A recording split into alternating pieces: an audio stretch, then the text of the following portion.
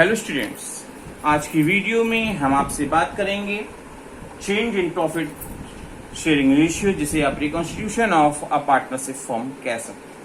क्योंकि आपको पता है कि किसी भी पार्टनर के आने जाने, रिटायर होने या शेयरिंग रेशियो या पार्टनरशिप डीड में अमेंडमेंट होने पर पार्टनरशिप फॉर्म का रिकॉन्स्टिट्यूशन माना जाता है। दिया हुआ है A and B were partners in a firm sharing profit losses in the ratio of 3:2 with effect from 1st April 2016। जो रेशियो आपकी बात कही गई है 1st April 16, they agreed to share profit equally। पुराना रेशियो था 3:2 का और फ्यूचर में अब रेशियो जो होगा वो इक्वल होगा। For this purpose the goodwill of the firm was valued at rupees 30,000 दिया हुआ है। पास द नेसेसरी जर्नल एंट्रीज को किसी भी फर्म के रिकॉन्स्टिट्यूट होने की कंडीशन में जो गुडविल होती है, goodwill gaining partners, sacrificing partners को प्रोवाइड करता है। चाहे पार्टनर का एडमिशन हो रहा हो, एडमिशन होने की कंडीशन में एडमिटेड पार्टनर के आने पर, जो पार्टनर आता है उसके आने पर पुराने पार्टनर्स को अक्सर सेक्रीफाइस करना पड़ता है। तो वो पार्टनर क्या करता है, गुडविल का पैसा लाता है और उसको जो सेक्रीफाइसिंग पार्टनर है उसे चार्ज करते हैं। वैसे ही यहाँ पे भी रेशियो में चेंजेस हो रहे हैं और रेशियो में चेंज होने पर किसी पार्टनर को गेन होगा और किसी को सेक्रीफाइस करना होगा। तो ऐसी कंडीशन में यहाँ पे भी गुडविल के लिए हमको गेनिंग और सेक्रीफाइसिंग की बात करनी होगी। आपको गिवन है old ratio of A and B, जो हमारा दिया हुआ है 3:2 का। न्यू रेशियो ए और बी का दिया हुआ है 1:1। हमको सेक्रीफाइसिंग या गेनिंग रेशियो जिसका जो है वो हमको काउंट करना होगा। उसके लिए हमको करना क्या होता है, old ratio minus new ratio. ऐसा करने पर अगर हमारा पॉजिटिव डिफरेंस आ रहा है, मतलब ओल्ड रेशियो बड़ा है और न्यू रेशियो कम है, तो उस कंडीशन में सेक्रीफाइस होता है। अगर न्यू रेशियो बड़ा है और ओल्ड रेशियो कम है तो उस कंडीशन में गेन आपको अवेलेबल होता है। तो यहाँ पे स्टार्ट करते हैं ओल्ड माइनस न्यू रेशियो करने के लिए। तो एक ही कंडीशन में अगर हम बात कर रहे हैं, ए का रेशियो ओल्ड था 3/5 और जो नया रेशियो हो गया है, क्योंकि ए और बी का भी इक्वल रेशियो हो गया है, तो -1/2 जो इक्वल होगा दो पार्टनर्स के बीच में। इसका एलसीएम लेंगे, 10 एलसीएम लिया और आपका क्या हुआ, 5 2s are 10 and 2 3s are 6, 2 5s are 10 and 5 1s are 5। और हमारे को क्या है, ओल्ड रेशियो यहाँ पे बड़ा आ रहा है, आया है हमारा डिफरेंस फिगर 1/10। मतलब न्यू रेशियो के जो अमेंडमेंट हो रहे हैं, जो चेंजेस किए गए हैं, उससे ए को सेक्रीफाइस करना पड़ रहा है 1/10 शेयर के लिए। कंडीशन नंबर बी में देखते हैं। बी के लिए अगर, तो बी का ओल्ड रेशियो था 2/5 और हमारा अब नया रेशियो हो गया है 1/2 का। तो ऐसी कंडीशन में एलसीएम लेने के बाद जो डिफरेंस आ रहा है -1/10, इसका मतलब है बी को इस नए चेंजेस से गेन हो रहा है।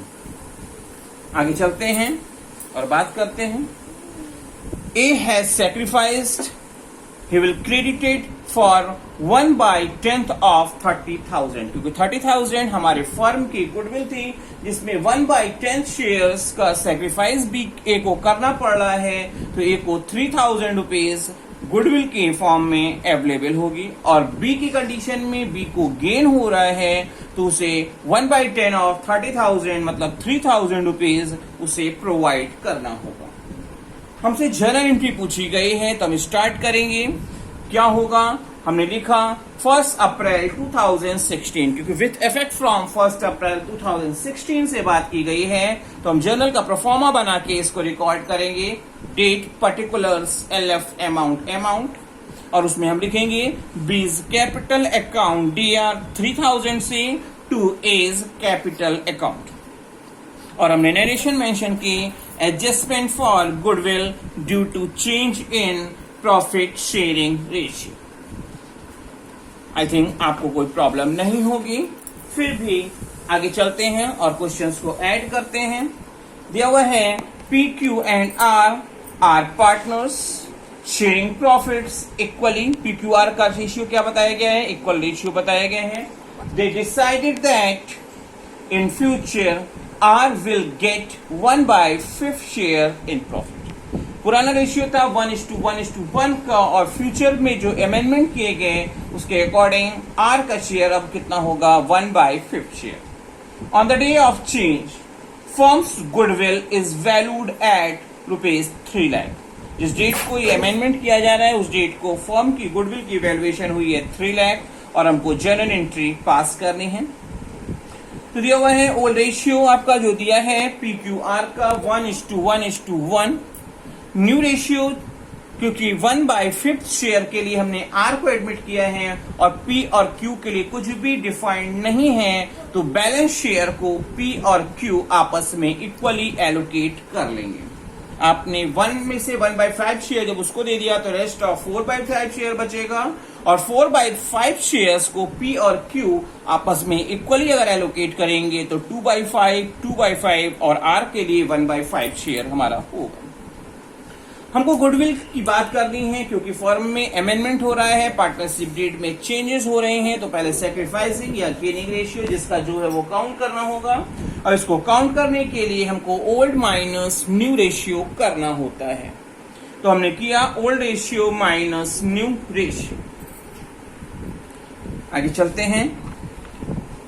दिया हुआ है पी की कंडीशन में जो हमारा पुराना रेशियो था 1/3 माइनस 2/5 जो इनका नया रेशियो है, और हमको करने पर पता चल रहा है एलसीएम लेने के बाद -1/15। इसका मतलब है नेगेटिव डेटा आने का मतलब कि हमारा ओल्ड रेशियो कम था और न्यू रेशियो ज्यादा है, माइनस में फिगर आ रही है, जो हमारे को इंडिकेट कर रही है कि फर्म के अमेंडमेंट से, रेशियो के अमेंडमेंट से पी को गेन हो रहा है 1/15 शेयर।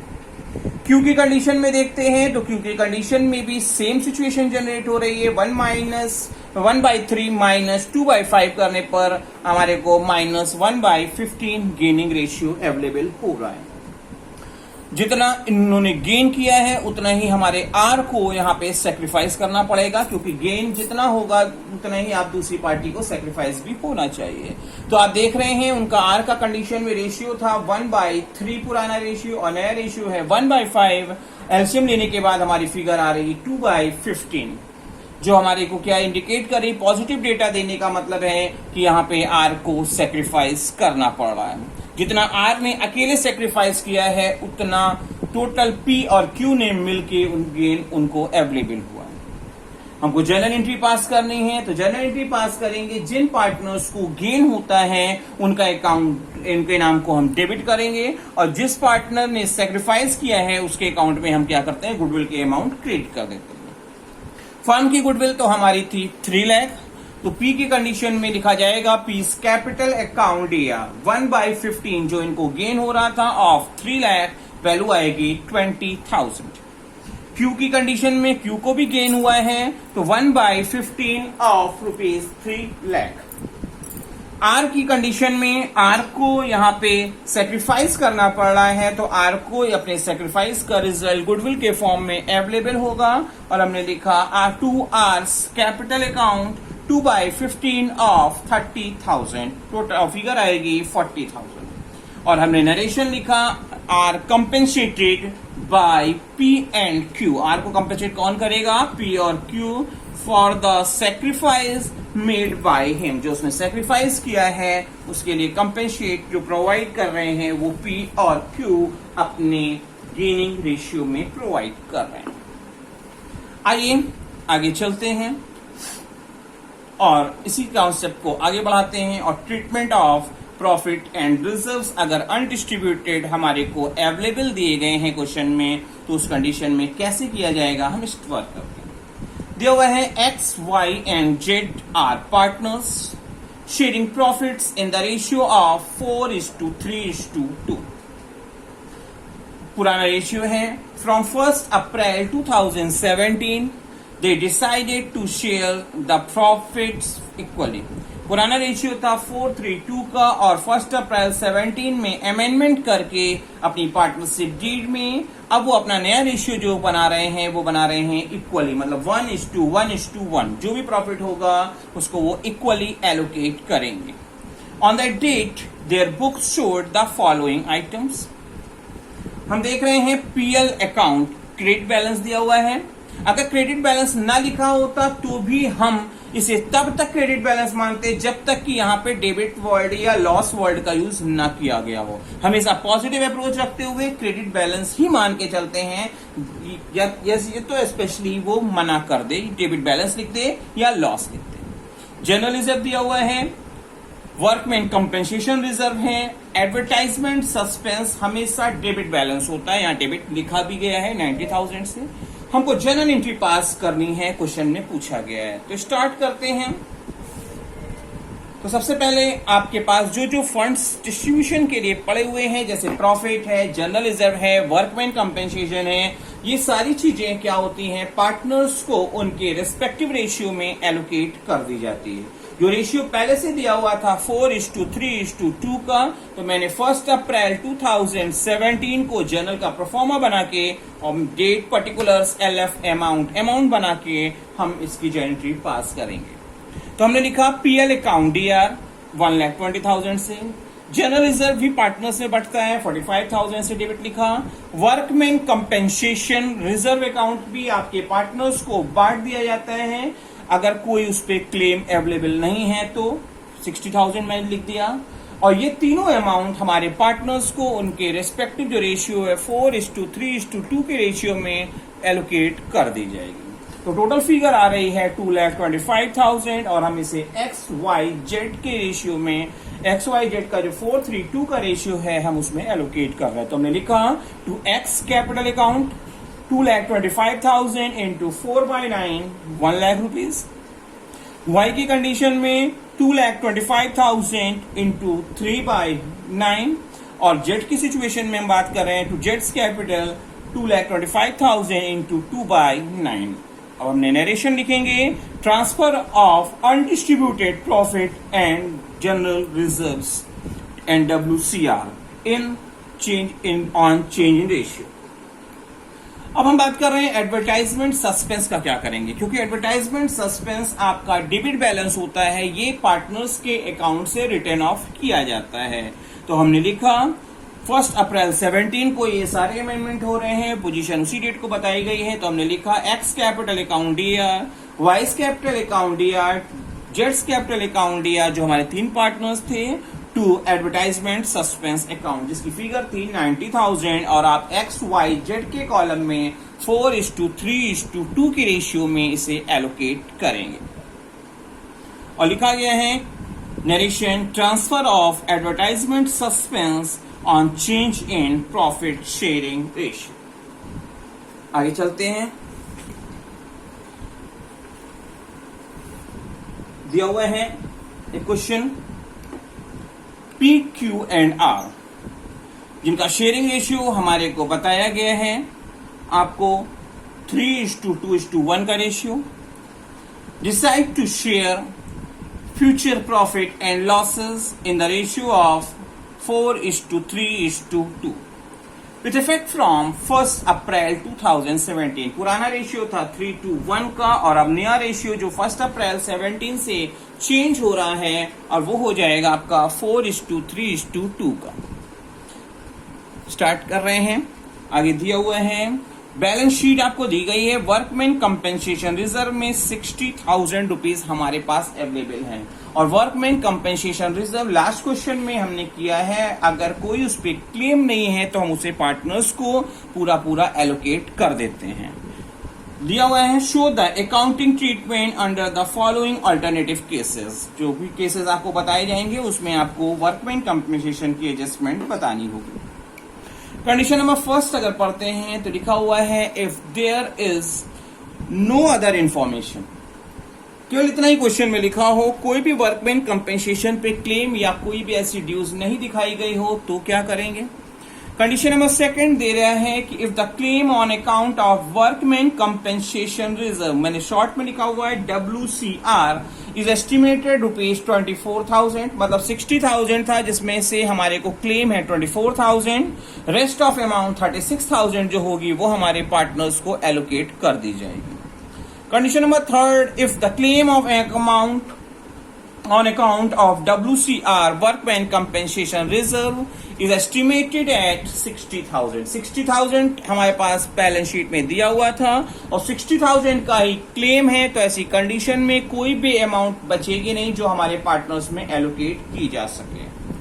कंडीशन नंबर 4 कह रही है if a claim on account of workman compensation reserve is estimated at ₹75,000, मतलब 60,000 तो हमारे पास है ही है, बट हमारी जो रिक्वायरमेंट है वो 75,000 की है।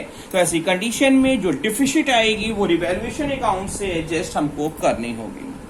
तो स्टार्ट करते हैं general entry. Condition number first, condition number first में 60,000 का हमारे पास WCR मतलब वर्कमैन कंपेंसेशन रिजर्व अवेलेबल था, जिसपे कोई भी क्लेम नहीं है, तो पूरा अमाउंट आपके लिए क्या है, पार्टनर्स को डिस्ट्रीब्यूटेबल होगा। हम उसे अपने पार्टनर्स को उनके रेस्पेक्टिव रेशियो जो दिया हुआ था क्वेश्चन में 3:2:1 का रेशियो दिया हुआ था, उस रेशियो में हम इसे एलोकेट कर देंगे। तो हमने लिखा WCR अकाउंट DR 60,000 से दिया था, और जिसे हम P और Q और R में 3/6, 2/6 और 1/6 के रेशियो में एलोकेट कर रहे हैं। तो P को मिलेगा 30,000, Q को मिलेंगे 20,000 और R को मिलेंगे 10,000। और हमने नरेशन में लिखा transfer of WCR to partners capital account in their old ratio. आगे चलते हैं, कंडीशन नंबर 2 की बात करते हैं, जिसमें बोला गया था कि हमारे को क्लेम 4,000 का हो तो क्या करें। 60,000 का हमारे पास अवेलेबल है WCR, मैंने लिखा WCR अकाउंट DR वाला workman compensation reserve account DR 60,000। Dues हमारी जो है इस क्लेम को लेकर वो हमने लिखा, क्योंकि उसको उतना पैसा हमको नहीं डिस्ट्रीब्यूट करना होगा, हमने लिखा to provision for WCR workman compensation reserve claim account 24,000, इतना हमको रोकना होगा। और रेस्ट ऑफ अमाउंट जो बची 36,000 वो PQR के 3:2:1 के रेशियो में एलोकेट कर दी जाएगी। तो मैंने लिखा टू पीस कैपिटल 36,000 जो बैलेंस का बचा है उसका 3/6 18,000 आ जाएगा। क्यू की सिचुएशन में देखते हैं तो 36,000 इंटू 2/6 करेंगे तो 12,000 आएगा। और आर की सिचुएशन देखते हैं टू आर्स कैपिटल 36,000 इंटू 1/6 और हमारी फिगर आएगी 6,000। और हम नरेशन लिखेंगे transfer of excess of WCR to partners capital account. Condition number 3 कह रही है कि 60,000 रुपीज हमारे पास WCR अवेलेबल था, और हमारे पास क्लेम जो है इस WCR को लेके वो 60,000 का ही हो, तो उस कंडीशन में कोई भी एक्सेस अमाउंट नहीं आएगी, पूरा पैसा हमारा यूज हो जाएगा। और हम एंट्री लिखेंगे workman compensation reserve account DR 60,000 से, और यही अमाउंट हमारी क्लेम में आ जाएगी, और हम लिखेंगे to provision for workman compensation reserve claim account 60,000। और नरेशन लिखी जाएगी provision made for workman compensation claim. आपको 4th कंडीशन बात करनी है। 4th कंडीशन में हमारे को दिया हुआ है कि हमारे को 60,000 हमारे पास वर्कमैन कंपेंसेशन रिजर्व हो, और अगर क्लेम 75,000 का हो, मतलब क्लेम उस अमाउंट से ज्यादा हो, तो हमको क्या करना चाहिए। तो मैं बात कर रहा हूं उस सिचुएशन में 4th सिचुएशन हमने लिखा workman compensation reserve account DR जो हमारे पास 60,000 से पड़ा हुआ था, क्योंकि प्रोविजन हमारे को करना है 75,000 का, तो 60 ही है, 15,000 का हमको लॉस होगा, और लॉस को क्या करते हैं हम डेबिट करते हैं। तो मैंने लिखा रिवैल्यूएशन अकाउंट DR 15,000 से जो डिफिसिट आ गई to provision for workman compensation reserve claim account 75,000। और यहाँ पे नरेशन हम लिखेंगे provision created and shortfall charge to revaluation account. और यही जो 15,000 का लॉस होगा वो हमारे पार्टनर्स को अफोर्ड करना पड़ेगा, उनको रिवैल्यूएशन अकाउंट के नाम में हम ट्रांसफर कर देंगे ये लॉस को। तो हमने लिखा P's capital account DR, Q's capital account DR, R's capital account DR to revaluation account, क्योंकि 15,000 का प्रॉफिट का लॉस था, जिसे आप क्या कर रहे हो 3:2:1 के रेशियो में करोगे, तो P की सिचुएशन में आएगा 7,500, Q की सिचुएशन में आएंगे 5,000 और R की सिचुएशन में आएंगे 2,500। और हम नरेशन लिखेंगे transfer of loss on revaluation account to partners capital account in their old ratio. Hopefully आपको इस वीडियो में जो भी क्वेश्चंस बताए गए हैं उनको समझने में कोई भी प्रॉब्लम फेस नहीं करनी पड़ेगी।